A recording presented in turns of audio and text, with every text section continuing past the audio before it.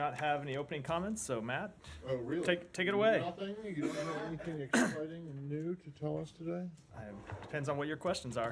Well, yeah, obviously not. Hold on, let me start my recorder here. So, I know a lot of people want to talk about Gaza, but I have something else that I just need to get off at the top. The Russia sanctions package that the White House President Kirby, everyone has said is coming on Friday. What can you tell us about what that is? Is it related to the 2-year anniversary? Is it related to Navalny's death? What is it? What is it? So I don't want to speak in detail about announcements that will be coming 2 days from now, but the, excuse me, I've got a bit of a lingering cough from this cold I've had. The sanctions that we'll be announcing on Friday will be in connection both to the 2-year anniversary of the full-scale invasion of Ukraine and to Navalny's death. Okay, and you know, Russia is one of, along with Iran and North Korea, is already one of the most heavily sanctioned countries by the United States and others on the planet. Where would you expect these sanctions to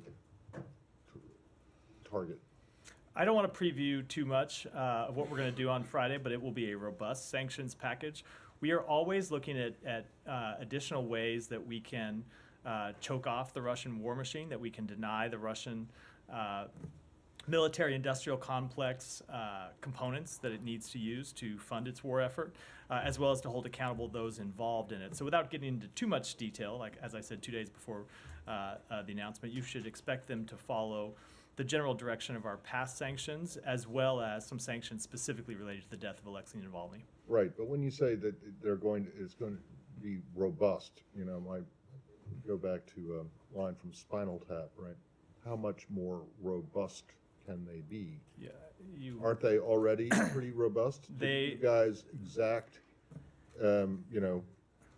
super big sanctions on Russia after the Ukraine invasion? They are incredibly robust, and they've had an impact on Russia's economy and so Russia's military-industrial complex. But how much more robust can they be? Well, you will see on Friday, but I can guarantee you it is, as I said, a strong, robust package. Partly because we are always, look, it's a dynamic situation, right? Russia watches the sanctions, sees the sanctions, and tries to respond to the sanctions that we impose, and so we watch the actions that they take, and we look to impose new sanctions, either on individuals or new areas that they explore, and also to focus on sanctions evasion when we see them or entities that deal with Russia trying to evade the sanctions that we previously put into place. We have ways to tighten those sanctions. Okay, last one. Does that suggest then that a bunch of the stuff in this package might be secondary sanctions? I don't want to make any comments about what they'll look like. Again, 2 days before we roll them out. So I'll come to you. Oh, okay, go ahead. She graciously yielded the floor. Yeah, apparently there's a new intelligence assessment from Western governments suggesting that Putin thinks he eventually can win the war in Ukraine for 3 reasons. 1, the possible return of Donald Trump to the White House. 2, increased conscription. And 3, a rejuvenated military manufacturing sector. Does State believe on the record that Putin does believe that these factors can help him win the war? Does this increase the need to provide funding for Ukraine if, in fact, there's a belief that Putin may now have some leverage in this situation? So I never want to discuss intelligence matters from here, real or imagined, but I think it should be obvious to everyone that Vladimir Putin is watching what happens in Washington closely. You have to assume that he is watching what happens in Congress. I think he has always assumed from the beginning of this conflict that he can wait out the West, that the West's attention would flag, that the West's interests would flag, that the West would be unwilling to maintain sanctions. And so far, the West has proved him wrong. And I don't just mean the United States, but Europe as well, which took dramatic action early on to wean itself from Russian energy, something I think Putin never thought would happen. Mm-hmm. But I have to think that the entire world, including those in Moscow, are watching whether the United States Congress is willing to step up and continue to fund Ukraine to help it defend itself from Russia's aggression. We have been very clear in the Biden administration what we think ought to happen. We have been very clear what is in the United States' national security interests, and we will continue to make that case. And we hope that Congress will respond because, as I said, the entire world is watching. Does the U.S., though, actually believe that Putin now has the advantage? No, we do not believe that at all. If you look at the shape of this conflict over the past not just 2 years, but even the most recent history, yes, you have seen Russia make gains on the battlefield. We saw gains just over this last weekend because Ukraine was not able to properly resupply its troops, in large part because Congress has not taken the action that we think it should to continue to support Ukraine as it fights to defend its territory. But you have also seen Ukraine make dramatic improvements on the battlefield, most significantly, I think, in the Black Sea, where they have pushed the Russian fleet back. They have opened up a new shipping corridor that has allowed them to export not just wheat and grain, but also other manufactured goods through the Black Sea, something that was not possible in the early days of the war when Russia had blockaded Ukrainian ports. So we think they'll continue to make progress there, and we will continue to support them to the best of our ability, but we need a partner in Congress to help us. Go ahead. And then Thank you. Humera is just adding to the list of there- questions she there gets to are- ask. Go ahead. Sorry. There are reports that the North Korean missiles that Russia recently used, recently used against Ukraine contained the U.S. and the European components. How many times has Russia used North Korean missiles against Ukraine?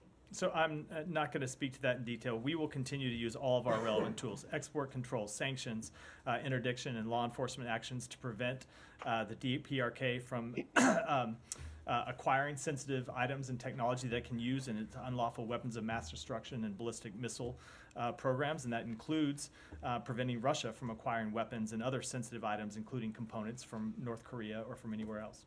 One more quick question. North Korean Kim Jong-un and Putin's relative with the luxury cars. Russian President Putin gave Kim Jong-un a luxury car as a gift. Is this a violation of UN sanctions? So I did see that report. I actually, frankly, didn't know there was such a thing as a Russian luxury car. I hope Kim got the extended warranty.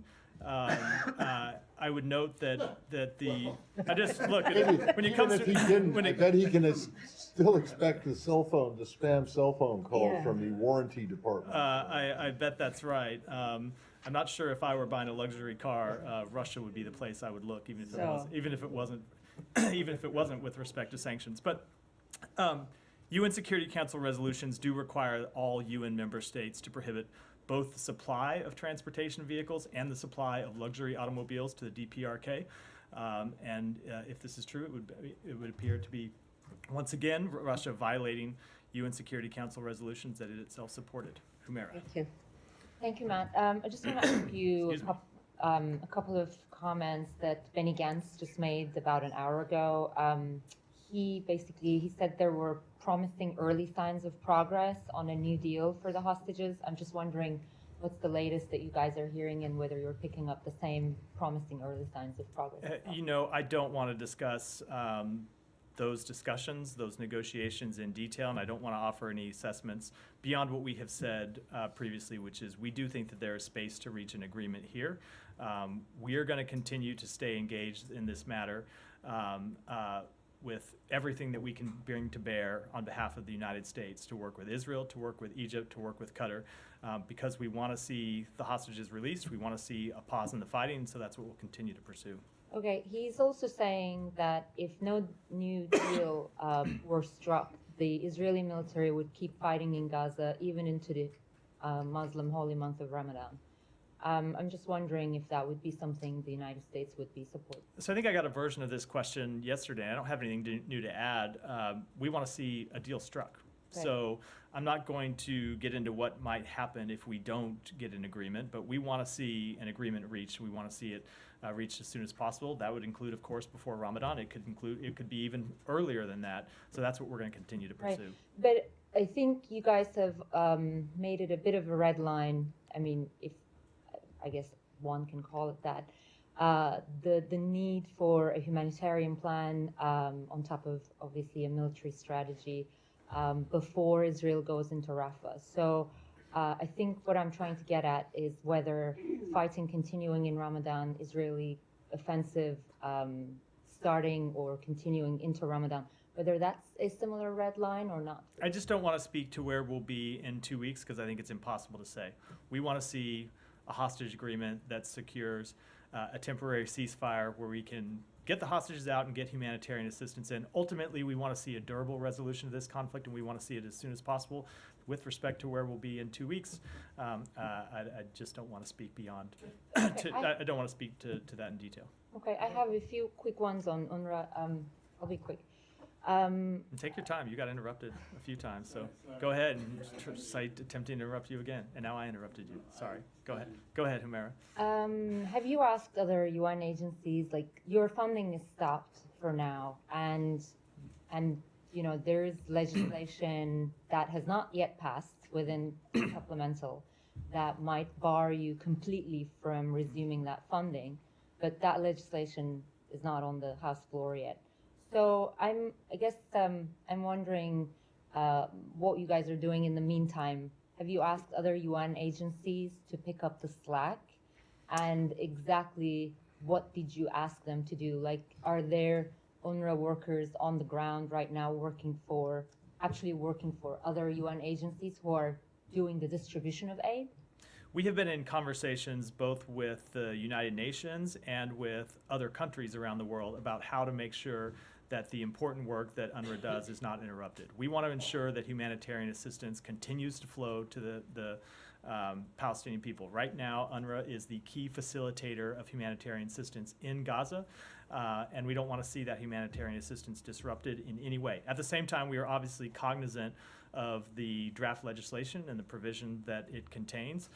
It's not law, as you said, but we have to plan for all possibilities, including the possibility that it becomes law. So we're looking at all the options that may be available to us, but I don't want to discuss that in detail. It's internal planning that continues to go on inside the government. Final thing is there is reporting in DEVEX which says that you have actually asked other UN relief agencies to pick up the slack, but Secretary General Antonio Guterres have urged the heads of those agencies to basically rebuff your plea. I mean, I'm is not something going you to can confirm confirm that or- report at all. Sorry. Just very briefly follow up on Yeah. one thing. I'm guessing you may not have a lot to say about this, but following on Humaira's question, Brett McGurk, of course, is in the region. I know he works in a different building, but do you have any? Correct. But do you have anything you could say more generally about what he's about the tone of what he's doing? No, I will leave it to the White House to speak in detail to Brett's work and what he's trying to accomplish on the trip. But I think, look, you have seen from the administration broadly what our goals are with respect to the conflict right now. Our immediate goal is to try to achieve a deal that brings about a ceasefire in the fighting, a temporary ceasefire in the fighting, allows us to get hostages out and allows us to get humanitarian assistance in, and kind of would help with some of the bottlenecks that have begun to pop up inside Gaza that are preventing humanitarian assistance actually getting out to the people that need it, because there's fighting on the ground and looting and other obstacles. So we are trying to achieve all those things, and that, of course, is Brett McGurk, it's the secretary, it's the president himself that are focused on that issue. Said, go ahead. Thank you. To follow up on Thank you for Humaira's, being sort of point, patient. Sorry? Thank you for being somewhat patient. Oh, no, I did not mean to interrupt. It's fine. So apologies if I feel like a was- school if marm I up was here. deceived. I feel like a school marm scolding people unnecessarily. Just to follow up on Humaira's, Yeah, I don't know. Is Wow. that's a Texas coming up. little bit of an archaic term, yeah. all right. Okay. So just to follow up on her point, you said that you're hoping that a deal will be struck. What if it doesn't get struck? I mean, we have been there before. There were these artificial deadlines and calendars, and a week here, and the end of October, then the end of November, then, December, the end of the year, and all these things. I mean, to be honest, Palestinians and Israelis fought in Ramadan many, many times, and they were struck. So, what if a deal is not struck? What is your vision on how this thing will end?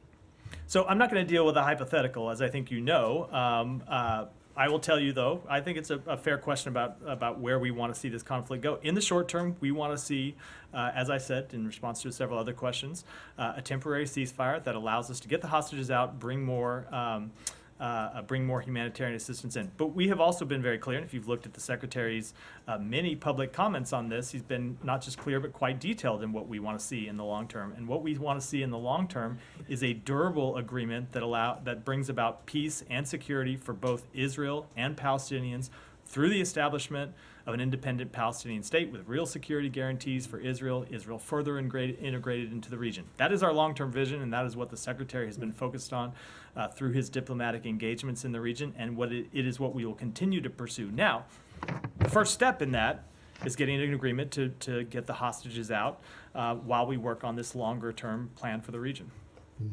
Well, yeah, I'm sorry, I have a couple more points. But, in the meantime, people can't get food. I mean, kids, children, 5-year-olds, my grandson's age and so on. So, I mean, they're asking for bread, for crying out loud. They're standing in line asking for bread, and bread is not getting in. So what you keep saying about things like the need for things to go in, but it's not going in, man. So the humanitarian situation in Gaza continues to be extremely difficult, dire for many people, which is why we continue to focus all of the efforts of the United States to improve that situation. When it comes to bread, the United States has funded flour that would feed 1.5 Palestinians for 5 months. No. A lot more than 1.5. 1.5 million Palestinians for 5 months. If it was only 1.5 Palestinians, fair. that Obviously, I would misspeak. be, 1.5 million Palestinians for 5 months. We have worked to not just fund humanitarian assistance, but get it into Gaza and continue to stay engaged on that every day, not just on the big picture issues, but on very minor logistical issues that have a big impact, things that seem minor but that have a big impact in getting it. Is enough food and water and other humanitarian assistance getting in? Absolutely not, which is why we continue to stay engaged to improve the situation every day. You talk about the Palestinian state, although we've heard statements that are really emphatic by the Prime Minister of Israel saying no, under no circumstances whatsoever, and so on. I just want to read you what a member of his cabinet, from the Likud, as a matter of fact, May Golan of the Likud, during a Knesset hearing about the motion to expel MK Ofer Kassif, she said, quote, "I am personally proud of the ruins of Gaza and that every baby, even 80 years from now, will tell their grandchildren what the Jews did," unquote. I mean, this is this is not someone extreme. It's not Smotrich. It's not Ben Gvir. This is in Prime Minister Benjamin Netanyahu's party. Saeed, I would encourage you to take a close look at the comments the Secretary made in Tel Aviv at a press conference 2 weeks ago, where he talked specifically about the effects of dehumanizing language and why it's important that no one on either side of this conflict dehumanize anyone else. That will continue to be our position. It will continue to be what we pursue because, as the Secretary has spoken, we care about the lives not just of Israelis, but of Palestinians, Palestinian men and women and children, and we grieve for all of those who have been killed, all of those who have been injured, and it's what animates our work to try to bring a durable end to this conflict. Does that go for Congressman Ogles as well? I'm sorry, what? Does that go for Congressman Ogles as well? I don't know what comment you're He referring made to. a comment in response to a protester up on the Hill about the deaths of Palestinian children, and I'm slightly paraphrasing, well, they should kill all of them. So I haven't seen his comments. It's the first I've heard of him, and with a slight paraphrase, I'm reluctant to, without seeing the comment, reluctant to react. And we typically don't respond to comments made on the Hill, but obviously we would urge anyone, whether in the United States or abroad, to avoid dehumanizing language and dehumanizing sentiments. Matthew, the majority of the Israeli Knesset has voted today against the unilateral recognition of Palestinian statehood. How do you view this? So I, again, will only continue to speak for the United States and what we are trying to pursue. We are trying to pursue the establishment of an independent Palestinian state. We are focusing our diplomatic efforts on that, not just because we think, and again, you've heard the Secretary speak to this a number of times, not just because we think it's in the interests of the Palestinian people, but because we think it is in Israel's short, medium, and long-term security interests as well. But if the government and the Knesset in Israel don't want the establishment of a Palestinian state, Again, you have heard the Secretary speak to this, that what we will do is continue to lay out what we think the best choice for the government of Israel to make and the best choice for the Israeli people to make. Ultimately, Israel will have to make its own decisions, as every sovereign country does. We will present to them the ideas and plans that we are developing with our partners in the region, the commitments that other countries are willing to make to Israel's security, and every country will have to make its decisions about how it's going to proceed. Max, go ahead. Thank you, Matt. A few questions here, please bear with me. Going back to your line of question with Matt on the sanctions, the EU today came up with agreed on its 13th package of sanctions with some 2,000 listings in total. Could it be a good template for you on Friday? I would want to just say, everyone just wait for 2 days and you'll see all the sanctions that we're going to impose. Obviously, we work closely with the EU and countries around the world on various sanctions packages, and we're glad to see the EU take the steps that it did, but you should just watch and look at our sanctions when we roll them out on Friday. And my colleague made a point about North Korea. Early in January, you guys announced the provision of ballistic missiles from North Korea to Russia. 7 weeks passed. Neither Russia nor North Korea have faced any consequences. Why? Is it going to be addressed during this next package? Again, I have said everything I'm going to say about a sanctions rollout that is not happening for another 2 days. I would encourage you to check back on Friday to see the. Fair. I've said a little bit. I gave a little more than nothing, but 2 days to go. Fair enough. Any update for us on the latest U.S. citizen got arrested in Russia? Any access to her? No, I have no further updates. We continue to seek consular access. It's not yet been granted. I want to go back, if I may, going back to Munich last week, the Secretary met with Azerbaijan and Armenian leaders. Does he still believe that the peace is within reach? I'm just borrowing the vocabulary he used last year this time.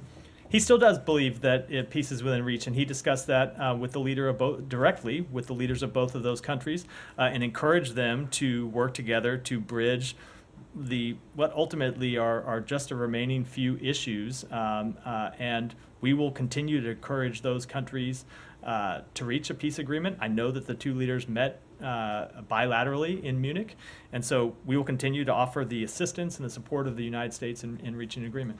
He also reminded my last time, I promise. He also reminded Aliyev of his obligations on human rights, according to your readout. Just day before that meeting occurred, the secretary was addressed on the Hill, so 21 Congress members called him out, telling him that ask him to prioritize the case of Gubade Badoglu and his well-being. Did the secretary have a chance to go through the cases, including Mr. I don't have any further readout of the meeting other than what we already offered publicly. Thanks, Matt. Two questions on Iran. The country's National Virtual Space Center has banned the use of VPNs, and it has been also endorsed by the Supreme Leader. I was wondering if the Iranian people should be worried about having access to information to the outside world, or as in the past during the demonstrations, the U.S. is going to step in. So this decision is just the latest reminder of how much the Iranian regime fears its people and what they are capable of when they are given unfettered access to the internet and unfettered access to information. The internet disruptions that the Iranian regime has put in place in the past have cost the economy billions of dollars, cost pain to businesses, as well as, of course, choking off information that people need to make decisions about their lives and decisions about their futures. Support for internet freedom in Iran will continue to be a central pillar of our efforts to support human rights in the country. As you said, in the past, in the height of the protests in 2022 and 2023, as many as 1 in 3 Iranians used U.S.-supported anti-censorship and digital security tools such as VPNs. There are millions of Iranians that have continued to use those tools to this day. So I'm not going to speak to what actions that we will take in the future, but as I said, upholding internet freedom and ensuring Iranians, citizens' access to the internet will continue to be a central pillar of our engagement in that country. Thank you. Also, Abram Paley, Special Envoy for Iran, is or was in Vienna. He met with IAEA Director General Rafael Grossi. I was wondering if you could tell us anything about the nature of this visit, given that Grossi has spoken out a lot recently about his concerns about Iran's nuclear program. Sure. So Deputy Special Envoy Paley was in Vienna to meet with Director Grossi. He reiterated the United States' appreciation for the IAEA's extensive efforts to engage Iran on longstanding questions related to Iran's safeguards obligations. Iran's cooperation remains severely lacking. We remain seriously concerned about Iran's continued expansion of its nuclear program in ways that have no credible civilian purpose, including its continued production of highly enriched uranium, and that was the focus of the discussions today. Any discussions, any solution to gaining access to Iran's nuclear program by the IAEA? I don't want to give any further comments about that meeting, other than to say that they did discuss how Iran should fully uphold its safeguards obligations and provide full cooperation to the IAEA without further delay. Thank you. Yeah, go ahead. Can I ask a few different issues around the world? Yeah. Senegal. I know the secretary spoke not so long ago with President Sall about the election. There was a court decision calling for a new date, but it hasn't been set yet. Do you have any update on U.S. engagement there and the U.S. stance about what's happening now? So we continue to stay engaged with the government in Senegal. I don't have any specific engagements to read out, but we have stayed in close coordination with them, and I'll just say that we want to see the election take place as soon as practicable. Sure. Elsewhere in Africa, there's an agreement signed today between Somalia and Turkey on a naval upgrade or a coastal upgrade. It's obviously bilateral, but this is in the context of Ethiopia and Somaliland having a pact. Does the U.S. have any stance on Turkey's involvement? Let me take that one back and get you an answer on it. And one other thing, Pakistan. Yeah. I know you've been saying in recent weeks that it's you're not going to comment until a government is formed, but there's a coalition that actually is being formed between two of the major factions without Imran Khan's enforcement. Is there an idea that this is a representative government? How does the U.S. feel about this? Look, again, I don't want to comment on the government before it's formed. Ultimately, as is the case whenever you see coalition politics taking place inside any given country, it's a decision for that country itself, not something that we would weigh in on. Sure. And in terms of, in the past, you've talked about allegations of fraud, of rigging. Is there any follow-up on that? Is the U.S. looking for anything in particular before a government comes down? We want to see a full investigation into any claims of irregularities. Okay. And just finally, yesterday I asked about the disruptions in social media in Pakistan. Is there anything further on that, whether there's been any communication? So we are concerned by any report of restrictions on the exercise of the freedom of expression and association in Pakistan, including the partial or complete government-imposed internet shutdowns, which includes, of course, on social media platforms. We continue to call on Pakistan to respect freedom of expression and restore access to any social media that has been restricted, including Twitter, I think now known as X. We have and will continue to emphasize the importance of respecting these fundamental freedoms during our engagements with Pakistani officials. Sure. And just finally, has that been communicated through official channels? It has been. Yeah. Go ahead, right here. The Foreign Policy magazine, in a recent report titled "The Taliban Wants a Piece of Pakistan," reveals that the Taliban engaging to border tension with Pakistan through the supporting TTP, while the Taliban publicly refused the. Well, I'm sorry. What was this? I just didn't hear the beginning of the last sentence. Oh, sorry. It's about a foreign policy report that they titled "The Taliban Wants a Piece of Pakistan." Right. And while the Taliban publicly refused the Durand Line as the official border between Pakistan and Afghanistan, what's the position of United States about the Durand Line? We support the territorial integrity of both Afghanistan and Pakistan within their internationally recognized borders. Another question about Afghan Adjustment Act that was not passed by the Congress recently. While there are some reports that United States Department of State is going to run out of the SIV P1 and P2 quotas. Do you confirm this report, and what are you doing about the SIV and Afghan Adjustment Act? So as the President has said, we urge Congress to pass the Afghan Adjustment Act. We support it and want to see it passed. When it comes to special immigrant visas, I would just note that in the last fiscal year, 2023, the government issued more than 18,000 special immigrant visas to Afghan applicants outside the U.S. That was the most in any single year. So go ahead. On Pakistan, thank you. Pakistan Ambassador Masood Khan here in DC yesterday said that Pakistan is pleading with the Congress, with the US Congress, to help restore the US military aid that was suspended in 2018 by the Trump administration. Is the US considering restoring the program, given that Pakistan is a major NATO ally in the region? I just don't have any comment on that. Go ahead. Thank you, Matt. Question on the Kurdistan region parliamentary election, which was expected to be held in October 2022, but due to the political disputes, they delayed. And last year, the Iraqi top court ruled against the self-extension of that parliament, which the region has no parliament now. And today, the Iraqi top court ruled against the Kurdistan regional parliament minority seats.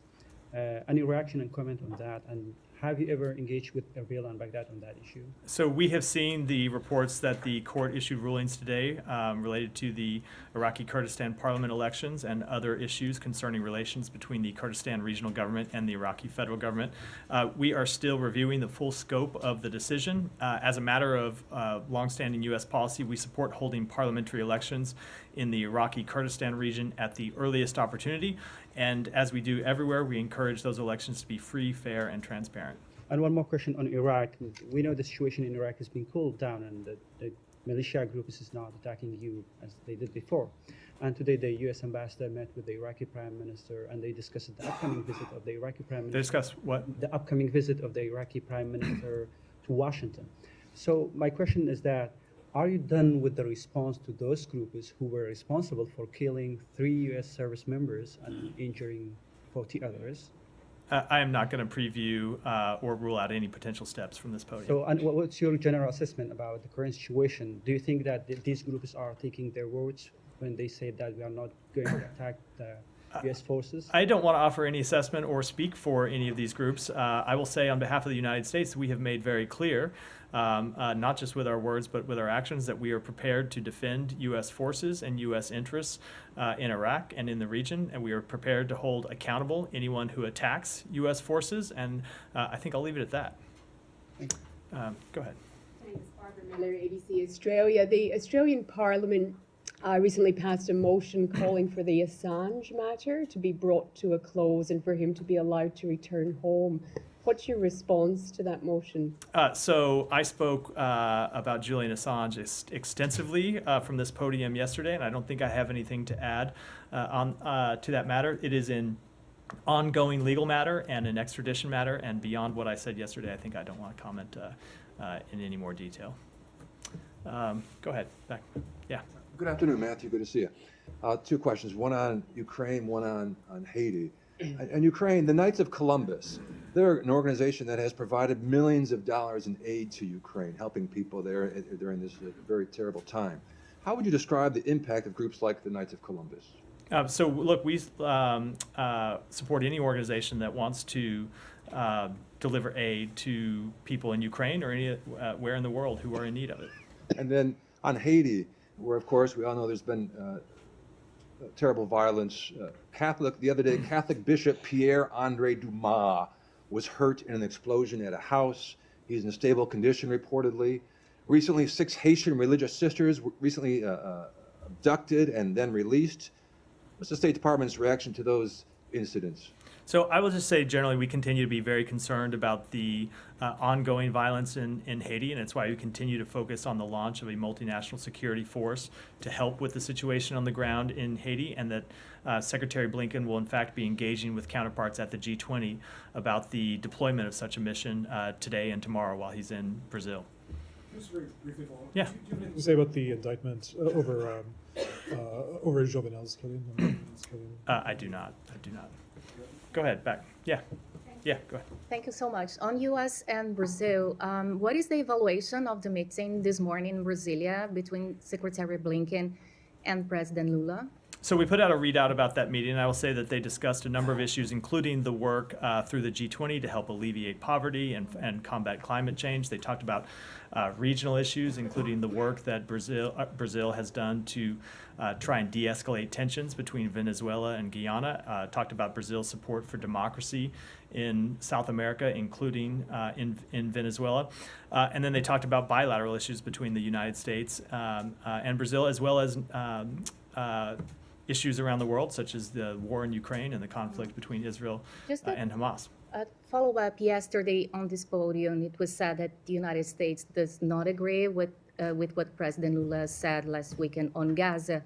But from your perspective, are those comments a matter of public retraction, as the Israeli foreign minister suggested? And how the United States analyze those comments in a moment that there is an effort to de-escalate tensions in the region? So they are comments with which we disagree. As I made clear today, the Secretary had a chance to discuss the comments with President Lula today in his meeting in the context of an overall discussion about the conflict in Gaza, and made clear, as I did yesterday, made clear that those are comments with which we disagree.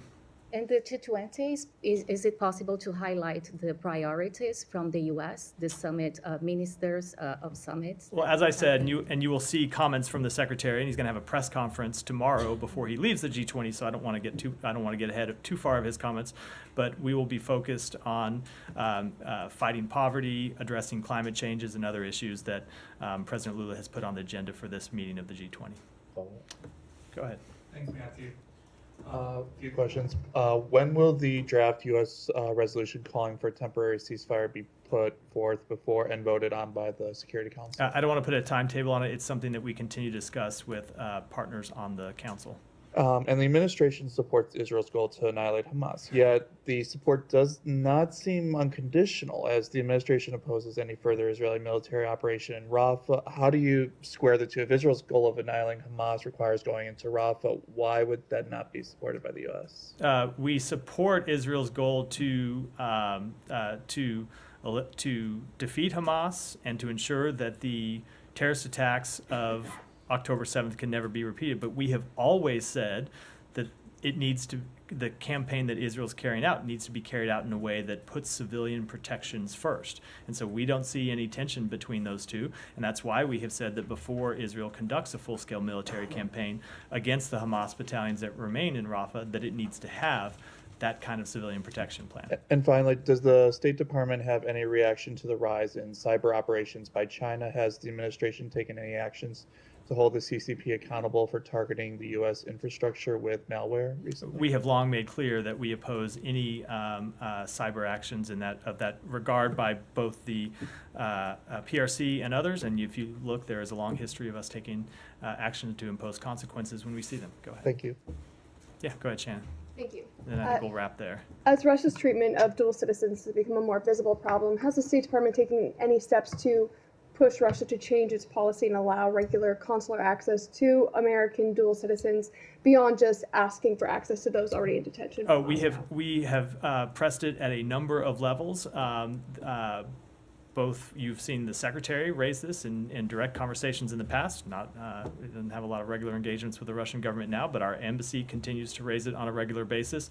The unfortunate truth, though, is that Russia continues to detain its own citizens and continues to detain American citizens, and it's why we have tried to make clear, just as plainly as we possibly can, that no American citizen should consider traveling to Russia for any reason. Period, because they are at risk of detention, imprisonment by the Russian regime. So We will continue to work to try to get consular access to Americans that have been detained. We will continue to try to work to free those American citizens who we have determined to be wrongfully detained, and we will continue to call on humane treatment for everyone. But I think people need to remember the kind of brutal regime that we're dealing with that's willing to inflict brutality on its own citizens and willing to inflict brutality on citizens of other countries. And if you were considering travel to Russia for any reason, do not do it. I don't think we can say that any more clearly. On the State Department side, quick follow. They shouldn't even consider traveling to it? They shouldn't think about it? You think about it and make a very quick decision not to do it. But in that travel advisory, the State Department's language says that Russia may refuse to acknowledge dual nationals' U.S. citizenship. Are you aware of any case where Russia actually has acknowledged U.S. citizenship? I'd have to look back through history. I'm not aware of any recent case where they have, no. Thank you. And so. I just have one more, and this goes back to something that was raised yesterday about the UN expert panel of experts on the alleged sexual assault of Palestinians. You said that you were looking for independent confirmation or an investigation into that. Has that gone anywhere? We have reached out to the United Nations, a specific United Nations agency, for more information about this report, and we have reached out to the government of Israel to encourage that it be investigated. My understanding, reading Israel's public comments, they have said they have not been presented with specific factual cases that they can investigate. I know that they've also rejected, but they've said they haven't seen any specific factual evidence. So we're asking the UN for more information, and we're urging Israel to fully investigate. Okay, so in other words, it's still up in the air. Correct. From your point of view. Yeah. Okay. Yeah. Okay. Thanks. That's it for today. Thanks, everyone. Thank you.